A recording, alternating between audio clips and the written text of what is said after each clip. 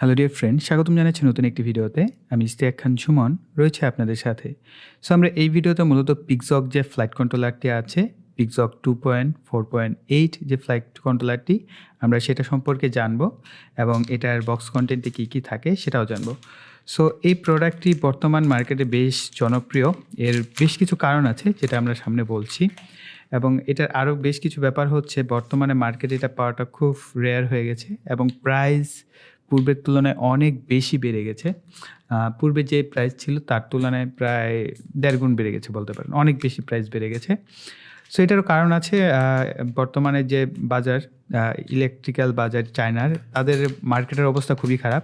সে কারণে প্রতিটা electronics কম্পোনেন্টের price কিন্তু বেড়েছে। সো আমি এটার কোনো ফিক্সড প্রাইস দিচ্ছি না, আমি ওয়েবসাইটের লিঙ্ক ভিডিও ডিসক্রিপশন বক্সে দিয়ে দিব, সেখান থেকে আপনারা চাইলে ফলো করতে পারেন।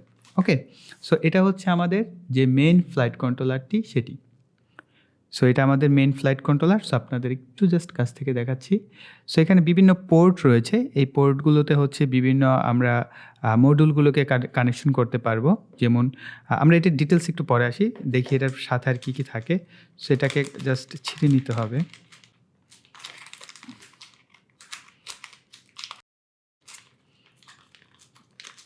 সো এটা এই ফ্লাইট কন্ট্রোলের সাথে এগুলো ফ্রি আসবে।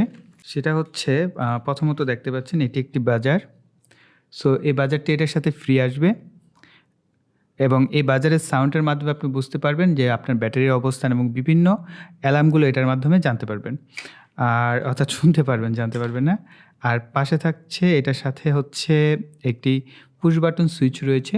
আপনারা এটাকে প্রেস করে রাখার মাধ্যমে হচ্ছে আপনারা এই যে ফ্লাইট কন্ট্রোলারটি আছে এটাকে অন করতে পারবেন, এবং তাছাড়া বিভিন্ন অ্যাক্টিভিটিস এটার অর্থাৎ পুশ বাটন সুইচটার মাধ্যমে করতে হবে।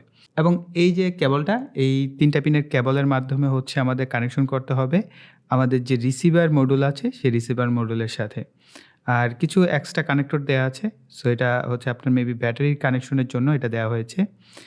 আর এটা হচ্ছে ব্যাটারির কানেকশন না, ব্যাটারির মনিটরিং করার জন্য এটা হয়তো বা এরকম আরেকটা কানেক্টর দেওয়া হয়েছে। মেবি এইগুলো বিভিন্ন পারপাস আমরা ব্যবহার করতে পারবো এই কানেক্টরগুলো। সো এখন যদি আমরা এটাকে একটু জাস্ট কাছ থেকে দেখি তাহলে আরও একটু ডিটেলস আমরা বুঝতে পারবো। সো আপনারা এখানে দেখতেই পাচ্ছেন এখানে বেশ কিছু এলইডি বাতি আছে যেগুলোর ইন্ডিকেশনের মাধ্যমে আমরা বুঝতে পারবো যে আমার এখন পাওয়ার আছে কি না, বা আমাদের পাওয়ার অ্যাক্টিভ মোড কী কী আছে সেই অ্যাক্টিভ মোডগুলো আমরা দেখতে পারবো, আমাদের জিপিএস কানেক্ট হয়েছে কি না। এবং এটার মাঝখানেও আপনারা দেখতে পাচ্ছেন একটা গোল করে এখানেও কিন্তু একটা এলইডি বাতি দেওয়া আছে, এবং এখানে যে একটা তীর চিহ্ন দেওয়া আছে অ্যারো, আপনি যখন এটাকে ফ্লাইট কন্ট্রোলারে সেট আপ করবেন তখন এই অ্যারো চিহ্নটা থাকবে আপনার ফ্লাইট কন্ট্রোলারের সামনের দিক। এই অ্যারো চিহ্নটা তখন অর্থাৎ আপনি যদি ফ্লাইট কন্ট্রোলারের সামনের দিক এদিকে রাখেন তখন আপনাকে এইভাবে এটাকে কানেকশন করতে হবে। ওকে, এবং এইটার গায়ে দেখতে পাচ্ছেন 2.4.8 লেখা আছে। তো এই ডিভাইসগুলো হচ্ছে আরডিনো দিয়ে তৈরি করা। এটা হচ্ছে আরডিনো ম্যাগার মাধ্যমে মেবি তৈরি করা হয়েছে। অর্থাৎ এগুলো হচ্ছে অ্যাটমেলের প্রোডাক্ট, কিন্তু বর্তমানে এগুলো কিন্তু জেনুইন কোনো প্রোডাক্ট নয়। এগুলো সবই চাইনিজ এবং কপি প্রোডাক্ট। জেনুইন প্রোডাক্ট এখন আর মার্কেটে তেমন পাওয়া যায় না, আমি যতটুকু জেনেছি। সো এই কারণে এগুলোর যে ফিনিশিং, ওইরকম পারফেক্ট কোনো ফিনিশিং আপনারা পাবেন না। সো ফিনিশিংয়ের দিকটা একটু ছাড় দিতে হবে, তবে পারফেক্টলি কাজ করবে। ওকে, যেহেতু প্রোগ্রামিং ডিভাইস, সো আইসি কাজ করা মানে হচ্ছে আপনার ডিভাইস কাজ করবে, এবং এর ইন্টারনালি যে ভ্যারোমিটার আছে এগুলো মোটামুটি ভালোই কাজ করে।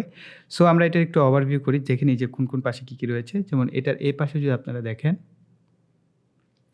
তাহলে এখানে একটি জাস্ট ইউএসবি থেকে কানেকশন করার জন্য আপনার পূর্বে আমরা যে মোবাইলের যে কানেক্টরগুলো ছিল সেগুলো আপনারা ব্যবহার করতে পারবো। আর এখানে রিসেট করার জন্য মেবি এখানে একটা পুশ বাটনের মতো আছে যেটার মাধ্যমে রিসেট করা যায়। আর এখানে আপনারা একটি মেমোরি কার্ড পাবেন। এই মেমোরি কার্ডের মধ্যে হচ্ছে আপনার প্রোগ্রামটাকে আপলোড করতে হবে, সাথে 8 জিবির একটা মেমোরি কার্ড আসে। সো আমি জাস্ট মেমোরি কার্ডটি আবার লাগিয়ে নিচ্ছি, জাস্ট চাপ দিলেই লেগে যাবে। এই পাশে মেমোরি কার্ডটা থাকে। সো এই পাশেও একটা হোল আছে। সো দেন হচ্ছে আপনার একেবারে যদি আমরা এই পাশটাই দেখি, আপনার এই পাশে পিনগুলো দেখার জন্য জাস্ট এইখান থেকে যদি দেখেন আপনি এখানে দেখতে পাবেন অক্স আউট, মেন আউট। অর্থাৎ অক্স আউট হচ্ছে অক্সিলারি আউট, এবং মেন আউট হচ্ছে আমাদের এই ডিভাইসের আউট হচ্ছে আমাদের কোথায় যাবে, মোটরের জন্য। অর্থাৎ আমাদের যে বিএলডিসি মোটরগুলো থাকবে ড্রোনের, সেই মোটরগুলোকে আমরা এখানে মেন আউট থেকে কানেকশন করব। আর এখানে দেখতে পাচ্ছেন অ্যাজবাসের হচ্ছে আমাদের যে রিসিভার মডিউল আছে সেই রিসিভার মডিউলের সাথে আমাদের এই পিক্সহককে জাস্ট কানেকশন করতে হবে। জাস্ট এই 3টা পিনের মাধ্যমেই হচ্ছে আমাদের কানেকশন করতে হয়, এবং এবং এই 3টা পিন দিয়ে আমাদের সমস্ত কাজ করে। সো আমি এইটা নিয়ে এখনও প্র্যাকটিক্যালি কাজ করিনি। কাজ করার পর আরও আপনাদেরকে ডিটেইলস দিতে পারবো এবং এটা নিয়ে কিন্তু আমরা কমপ্লিট একটি ড্রোন তৈরি করবো এটার মাধ্যমে। সো তখন আপনারা এটার স্টেবিলিটি এবং এটা কত ভালো পারফর্ম করে সেটা সম্পর্কে জানতে পারবেন। এবং এটা জনপ্রিয় হওয়ার বেশ কিছু কারণ আছে। আপনারা যদি দেখেন এটার সাথে টেলিমেট্রি, অর্থাৎ আপনি যদি আপনার স্মার্টফোনের সাহায্যে বা আপনার কোনো কম্পিউটারের সাহায্যে বা ল্যাপটপের সাহায্যে আপনার গুগল ম্যাপ থেকে কোনো একটা ম্যাপ আপনি সিলেক্ট করে দেন, সে কিন্তু এই ম্যাপটাকে ফলো করে আবার রিটার্ন চলে আসবে এবং সেটা আপনি আপনার স্মার্টফোন, ল্যাপটপ অথবা কম্পিউটারে কিন্তু দেখতে পাবে। সেই ফিচারের জন্য টেলিমেট্রির প্রয়োজন হয়। সো আপনি এই ক্ষেত্রে টেলিমেট্রি 1 এবং টেলিমেট্রি 2 দুইটা ব্যবহার করতে পারছেন এবং এখানে হচ্ছে মাঝখানে একটা সুইচ পিন এবং দেন আপনারা দেখতে পাচ্ছেন বাজারের জন্য একটা পোর্ট রয়েছে এবং এখানে DSM একটা পোর্ট আছে এবং মজার ব্যাপার হচ্ছে এখানে ইউএসবির জন্য একটা পোর্ট দেওয়া আছে, এই যে পাশে ইউএসবি এবং ADC 3.3 জন্য পোর্ট দেওয়া আছে। I2C পিন হচ্ছে আপনার যখন জিপিএস কানেকশন করবেন। সো এখানে দেখতে পাচ্ছেন এই যে জিপিএসের জন্য আমাদের কিন্তু এখানেও পোর্ট দেওয়া আছে। আর জিপিএস পোর্টের পাশাপাশি আমাদের একটা I2C পোর্টের প্রয়োজন হয়, সেটার জন্য I2C পোর্ট এবং এডিসি দেখেন একটা হচ্ছে 3.3 ভোল্টের জন্য আর একটা হচ্ছে এডিসি 6.6 ভোল্টের জন্য। অর্থাৎ এডিসি কোনো আমরা যদি সেন্সর ব্যবহার করতে চাই সেক্ষেত্রে এটার সাথে আমরা এডিসি সেন্সর ব্যবহার করতে পারবো। আর এখানে হচ্ছে পাওয়ার মডিউলকে কানেকশন করার জন্য পোর্ট দেওয়া আছে। সো এই হচ্ছে পোর্টস অ্যান্ড ফিচার্স, আপাতত এতটুকুই। তো গাইস, আমি এই পিকজকের সাহায্যে যে আমাদের ড্রোন আছে সেই ড্রোনটা তৈরি করার জন্য এক্সাইটেড এবং আপনারা কতটা এক্সাইটেড সেটা কিন্তু কমেন্ট সেকশনে লিখতে পারেন।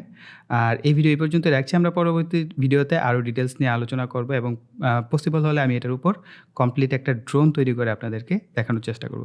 সো এই ভিডিও এই পর্যন্তই। আশা করি ভিডিওটি আপনাদের ভালো লেগেছে। ভালো লাগলে ভিডিওতে একটি লাইক দিবেন, কমেন্ট করবেন, ভিডিওটি শেয়ার করবেন। আর যারা এখনও চ্যানেলটি সাবস্ক্রাইব করেনি চ্যানেলটিকে সাবস্ক্রাইব করে পাশে বেল বাটনটি অ্যাক্টিভ করে দিবেন পরবর্তী ভিডিওর নোটিফিকেশন পাওয়ার জন্য। সো এই বলে এখানে বিদায় নিব। সকলে ভালো থাকবেন, সুস্থ থাকবেন। টাটা।